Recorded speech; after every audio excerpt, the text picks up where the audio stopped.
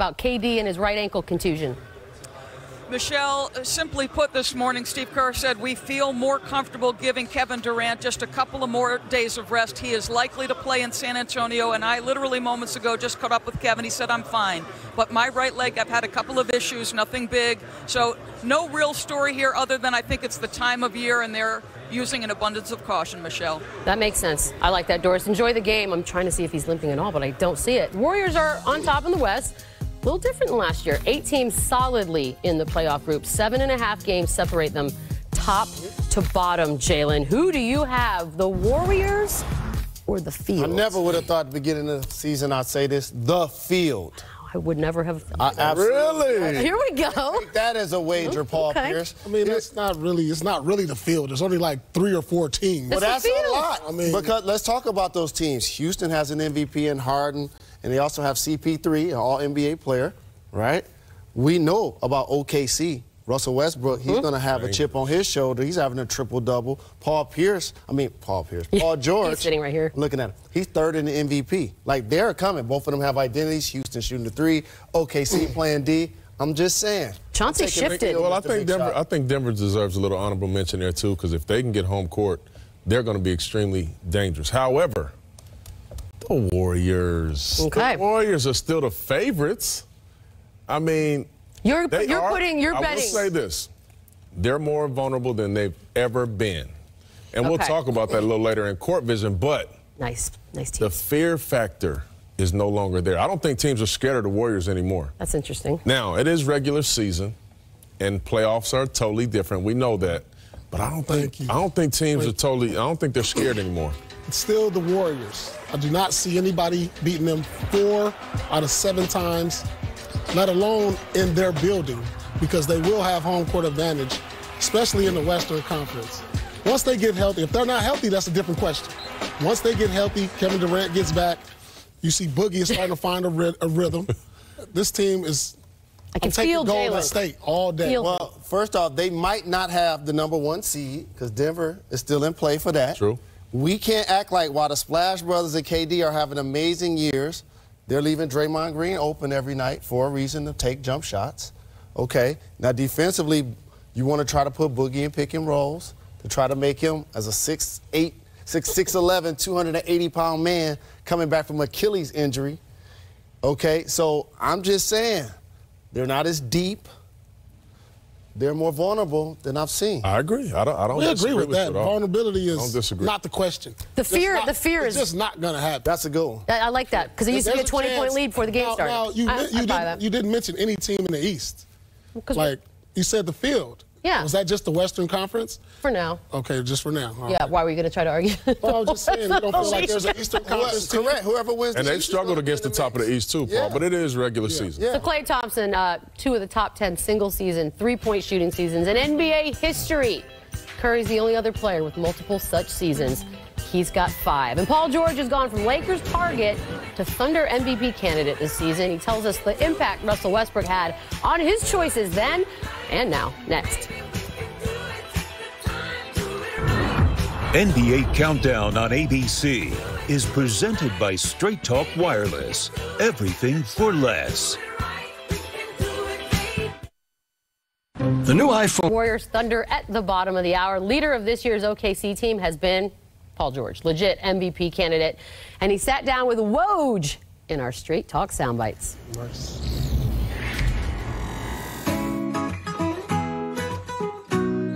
How much do you think Russell's view of you changed once you made a commitment to stay in OKC? It went to the next level, certainly. Him understanding that I was back and I wanted to go on this journey of trying to bring a title to Oklahoma with him. Gave him assurance that, he's got a running mate and he's got somebody there to stick with him. When you were making your free agent decision prior to July 1, did you make it with the idea in mind that LeBron would be with the Lakers? Not necessarily. At the time, I wanted to go, obviously play back in LA, regardless of what was going to happen. I didn't care if I was the first one and the only player to join the Lakers. It was just something about being back home and playing in front of a franchise I grew up watching. But then, things change when you're somewhere else for a year. And again, you get relationships, you start to feel a part of something different. How much has your body changed from the end of last season to the player who came back with the Thunder this year? It changed a lot. I cleaned my diet up, started eating a lot healthier, started to get a lot more sleep and doing a better job with rest. And honestly, it changed within a 2-3 week span where I noticed a big difference. What had your habits been before making that kind of a change? I'm a gamer. I'm a gamer, Woj, so that calls for some late nights being up playing. You do get an appetite when you're up later. So I was a snacker. I think I was in that transition of being, I can still do it. I can still eat whatever I want and still go out, because I've done it, 3-4 years in my early career. Was that a realization you came to on your own, or were there people talking to you about that idea? I had a convo with myself, and I said, man, if you want to keep up with Russ, this is not going to work. I'm going to have to slim down. I'm going to have to watch what I eat. I'm going to have to control my sleep. I'm going to need every bit of energy that I can get. I think that's only going to be better for this team. Here's George, puts it on the floor, gets past 2 guys, stuffs it on the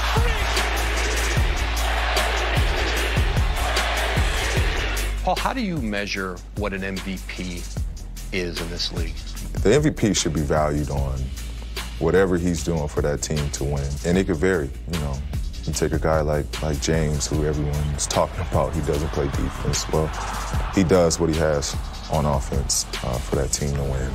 Giannis does what he has on both sides. Myself, I do what I have to do on both sides. In your mind, is that what your candidacy would be to people? Absolutely.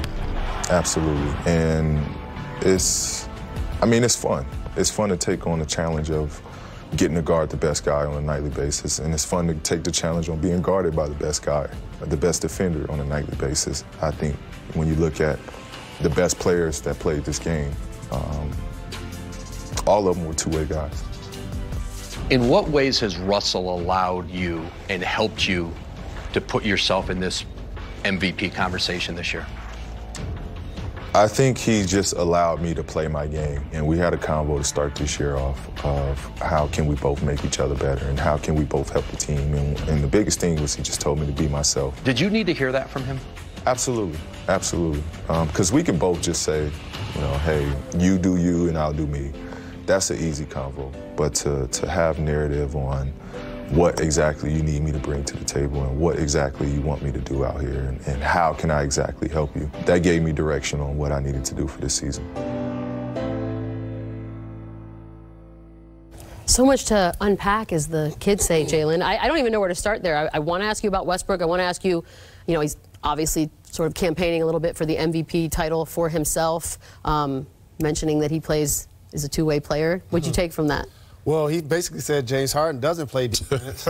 He acknowledged that. And you notice that he slotted himself third, like we have. Right. It just lets you know that players are conscious. He didn't mention KD or Steph or other players that are having great years around the league. That's when you know you've ascended, and he know that that's happened this year so far for him. What does it say about Russell Westbrook, by the way? This conversation that they had that he stayed in OKC. Listen, Russ has grown tremendously this year, from the conversation to allowing Paul George to be the lead guy, not Russell Westbrook. For the last few years, Russ has been the MVP in the MVP conversation. He accepted Paul George and said, look, you're the guy, you're the MVP candidate now.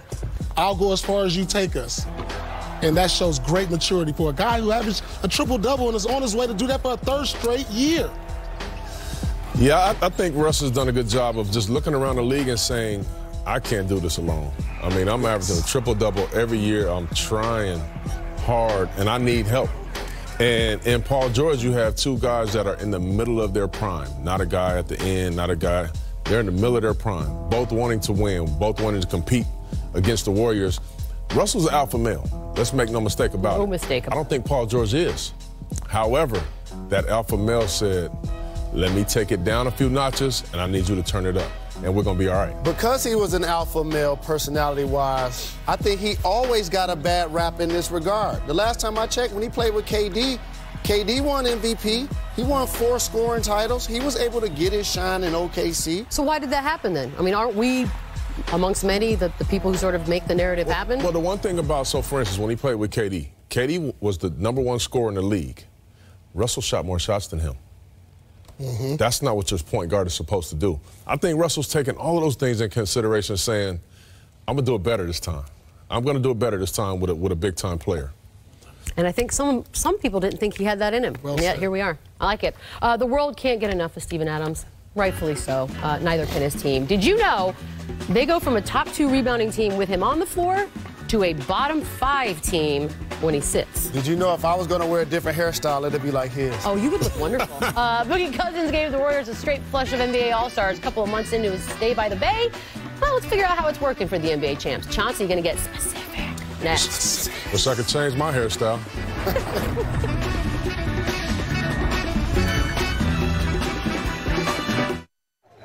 You know what you told me? Thanks, buddy. You know, we opened up the show talking about it today, and we talked about the fear factor, right? I don't think teams are fearful of them anymore. People talk about it. Well, I'm going to show you the things that if anybody can exploit these things, you got a chance. They've always been a little careless with the basketball. See if Steph Curry right here just makes the easy pass. Right here to Looney. Looney may have a layup or he may kick it to another shooter. However, we know sometimes he has a tendency to turn it over. And a lot of teams will turn those turnovers into dunks. Oh, my. Right there. In the playoffs, that could be hurtful.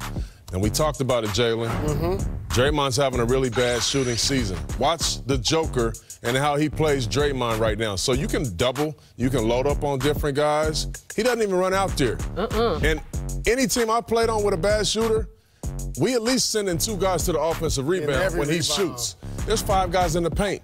And we also discussed Boogie and pick and rolls. We watch him right here. Teams are going to attack Boogie every single time. Iggy, we know he's an elite defender, does a good job of getting under the screen. You would think that this play is in a good position to be stopped.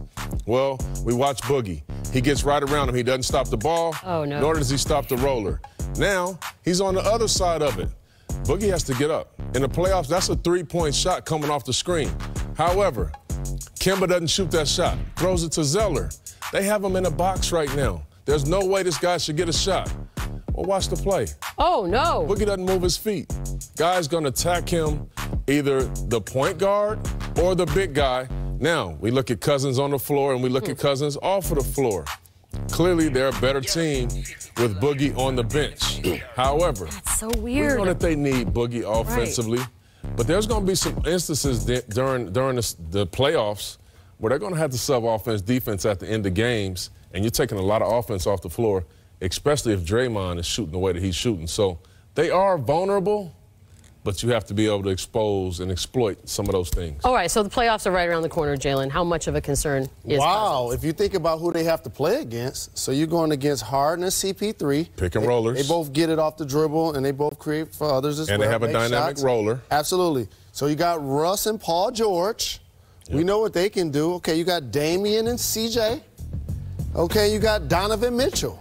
So that's going to be a healthy diet. This is probably why you signed Andrew Bogut. So if he's not playing the type of D and Draymond's not making shots, he's going to end up getting some quality minutes. I thought we loved the addition of Boogie Cousins. I love the addition of Boogie because on one end where he's bad at, he can take advantage of you on the other end and pick and roll when teams switch. A la, say, James Harden like we saw the other night, and Boogie take advantage of it. So there's risk, but there is reward with having Boogie out there. It just has to come to a point where if it's the end of the game, you need a defensive stop, they can put a lineup out there with Draymond and KD at the 4 and 5. If you need a bucket, you get Big Cousins out there and get him in pick and roll action to where he can pop and knock down shots, or he can roll and get you in isolation and take advantage of it. Go ahead. So this is a guy that started in the All-Star game a year or so ago. So you're telling me I started in the All-Star game and I got to come off of the floor when the game's on the line? That's a tough pill to swallow. He came to the Warriors because he knew he wouldn't be the guy. So he knew he would have to sacrifice. So he knew that may come into play. But if you notice something about his competitive spirit, when he played against the Joker, he had his way against Denver, scoring and getting steals. When he played against Capella, he had his way against him offensively. So if he's dominant Bees the way he can be on that end of the floor, then you can't take him out. Y'all doubt him. He's going to have a career day. NBA Sunday Showcase. We'll be back. Game on ABC. 2 of the big biggest stars, Joel Embiid and the Sixers in Milwaukee taking on Giannis and the Bucks. Best record in the NBA. Coverage tips with NBA Countdown at 3 Eastern, both on the app. Well, yeah, we'll talk about it tomorrow because we have Countdown again. Draymond Green, not here for any rival trash talk. After a tough win over the Rockets Wednesday, he said about Houston's pregame chatter, quote, "I'm not sure stupidity juices anyone." I don't know if any are going in. Look at the look on his face.